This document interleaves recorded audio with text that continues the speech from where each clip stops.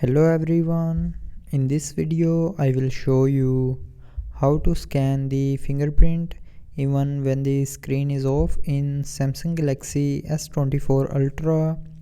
So before starting the video, don't forget to subscribe the channel and also press the bell icon. So first of all, open settings. Now in settings, scroll down and here click on security and privacy. Now in security and privacy, scroll down and click on biometrics and then click on fingerprints. Now enter your lock screen, pin, password or pattern, and then here you will see a fingerprint always on button.